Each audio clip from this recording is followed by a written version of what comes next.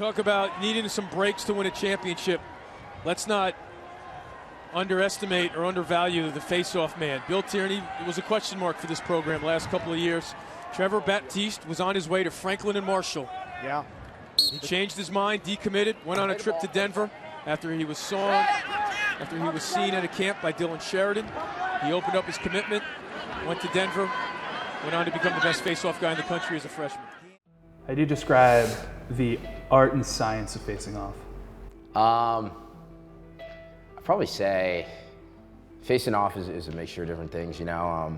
I think at the end of the day, it just comes down to competition and tenacity, but I think there's a lot of technical aspects of it, you know, clamping and making sure all your momentum and body weight is pointing towards your opponent and towards the ball. So I think it's a combination of technicality as well as tenacity, I would say. What's special about the Denver lacrosse program? I mean, I think there's a lot of special things about DU. I think the one thing that sticks out in my mind, and the reason why I chose Denver on my visit was going out, meeting the team, meeting the coaching staff. We went out to dinner the night before the game because it was spring break, and we went out and I'm sitting with all the guys and I'm talking to all of them, and I couldn't tell who like the star players were, who like the scout team was, and I couldn't even tell really who was who at all. Like I was trying to find Wes or something, and I couldn't tell who he was. Everyone just kind of just seemed like brothers, you know, and best friends. And that mentality definitely resonates through the whole program. And I'm sure it's like that everywhere, but that's, from my experience, that's what I really like about Denver and what sticks out in my mind. Why were you able to make an impact so quickly after arriving on campus? I mean, I think that my teammates and coaches put me in a great position to play my best, you know. Coming in as a freshman, there's definitely a lot of intimidation coming in and knowing that you got 40 guys in front of you that have been there and put the hard work in and know the ropes more than you. And I think the coaches and teammates just do a great job of taking away that caste system and making you feel comfortable, as well as paying your dues, but you feel comfortable with who you are and what you can do. What was it like winning a national championship? It's one of the best moments of my life. Definitely the best moment of my sports career. I feel like words can't even express how amazing that was. And especially my first year, you know, a lot of people say like, "Oh, that's awesome! You won your first year. How could you trade that up?" And I think that's true, but I'm excited to have one more shot at it because I feel like after putting more work and more hours into the whole program, it almost means a little bit more. How do you remember the end of the 2017 season? I remember losing to Maryland in the quarterfinals. You know, I think that it was a great game. You know, it was a battle. I think we really put everything we had into that game, and so did Maryland. You know, it was just a great lacrosse game all around. And then going through the last weeks of it, I feel like we made huge strides, you know, coming off of a Big East season or Big East tournament loss, you know, and then coming back to the NCAA tournament, knowing that, you know, we just lost in the Big East, and you know, we got to put this behind us and get ready to go and go for a national championship. You know, we made huge strides as a team, and it's something I'm definitely happy about and proud of and excited to do it again.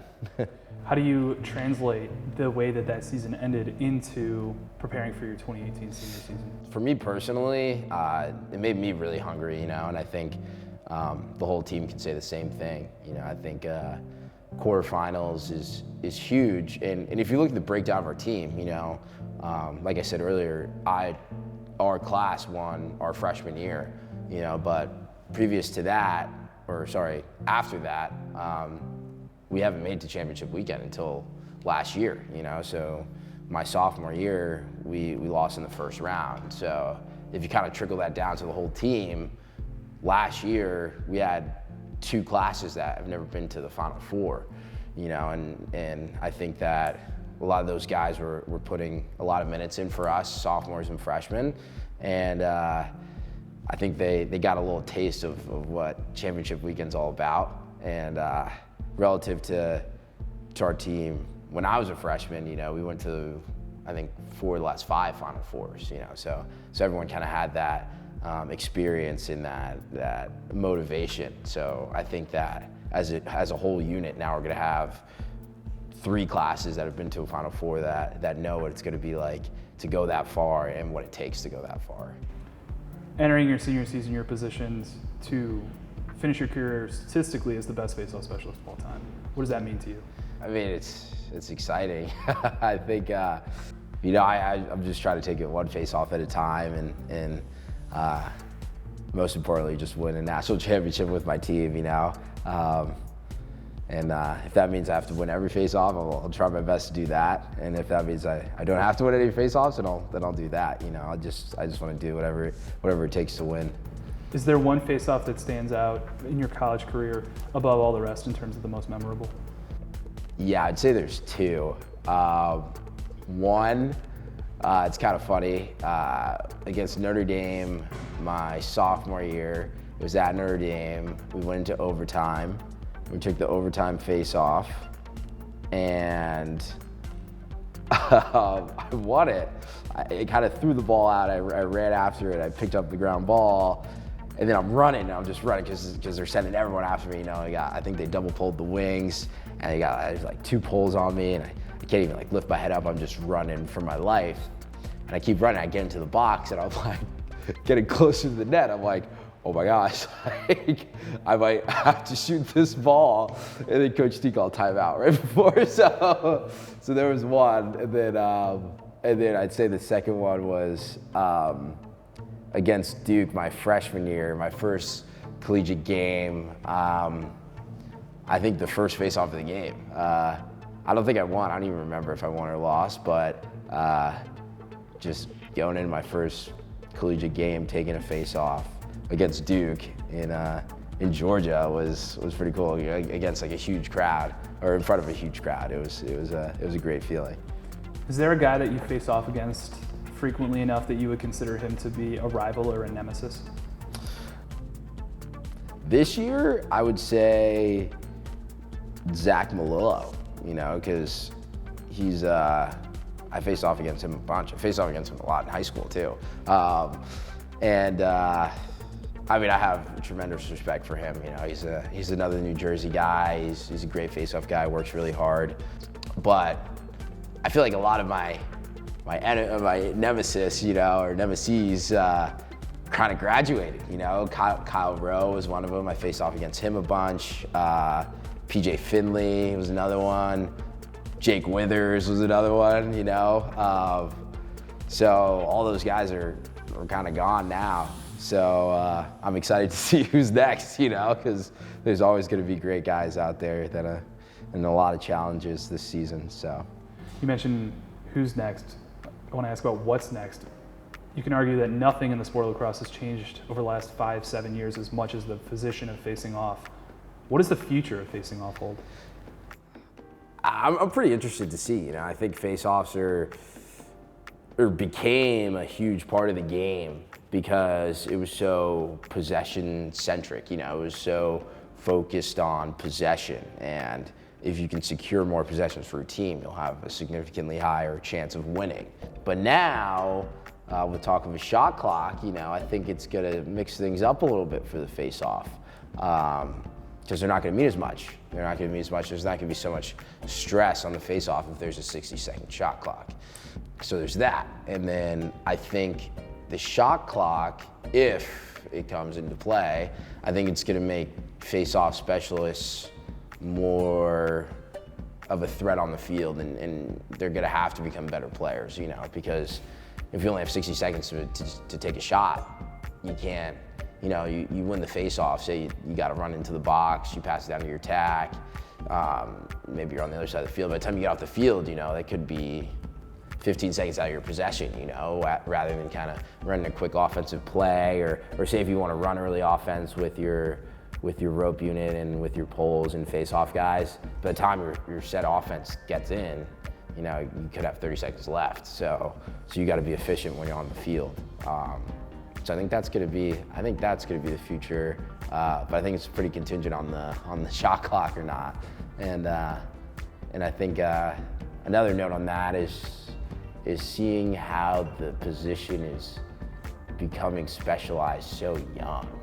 So many younger guys are becoming face-off specialists, which was never a thing, So I think guys are going to keep getting better. I think face-off guys are going to continue to get better. Maybe some guys will get a little bit tired of it. I don't know, but I think the position's going to continue to evolve. What's your opinion? What would you like to see happen? I would like to see face-off specialists make more of an impact on the field. I'd like to leave the whole stereotype of like, oh, he's a fogo, behind. I don't know if that'll happen completely, but I think that taking that just mindset away from the position would be great, and kind of seeing face-off specialists as players and not just specialists, even though we are, but seeing us as more well-rounded players. What's the U.S. national team process been like? It's been great, every time you get to put Team USA on your chest, it's a blessing, and it's a great opportunity. So I've had, now doing a few training camps, I've had a lot of opportunities to do that, and it's been nothing but excitement. The coaches, the coaching staff, and all the guys on the training roster, they're amazing. They're all welcoming. It's really became more of the group keeps getting tighter every event we have. So it's been a lot of fun, and I've learned a lot just from watching them play. It's the highest level of lacrosse I've ever been a part of and ever been on the same field to watch. So I've learned a lot. I feel like I get to go against the best guys in the world, or some of the best guys in the world, in a weekend. So it's great.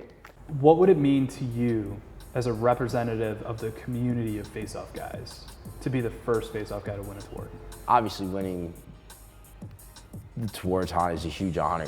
It's something that I get goosebumps about a little bit. But I think it would be great for the position. All the younger guys that aspire to be great face-off guys. I think it would give them a lot of hope and a lot of determination. And knowing that you're important, and you can be great, So I think it'd be great for all those young guys out there watching.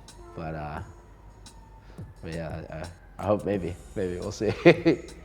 You mentioned the idea of being looked up to by younger players. One of the things I'm interested in your thought on is, what's it like to enter your senior season in college as a black man who's one of the most famous players in college lacrosse?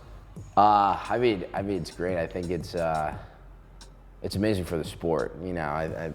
Sport's definitely one that lacks a lot of diversity. So I think just kind of me being my race out there is hopefully says a lot to a lot of guys that look like me, and to get into the sport and show them that it's a great opportunity and it's a lot of fun. And, you don't have to look a certain way or act a certain way to be a part of it, So hopefully me and a lot of guys like before me, like Kyle Harrison and Miles Jones, and Johnny Crispus, all those guys can definitely were an inspiration for me. So hopefully I can continue to do that to other kids. How do you describe your passion for the sport? How to describe it? Are you passionate about lacrosse? Yeah, I'm really passionate about lacrosse. I think, like we talked about with swimming, I thought I was going to swim in college for a while, and that was kind of all my focus. But in the off season, I played lacrosse, and it was just so much fun. You know, I always had so much fun with it, and I started stringing sticks, and I turned into a little bit of like a lax rat, you know, and I just was so obsessed with it. Like I'd get the magazines, I'd read all the pages, like all the pictures, and I'd go into the lacrosse store, and I would like want the newest gear and everything. So it's always been, it kind of started out as a hobby, and then it just brought me so much joy and energy, you know, and then I started to get good at it, and then I was like, oh, this is great. It's even better. So yeah, I'm definitely passionate about the sport, and I want the sport to grow. You know, I want the best for lacrosse, and it's opened a lot of doors for me. It's given me a lot of opportunities. So hopefully I can give back in any way that I can. It's an excellent answer. It's a good way to finish.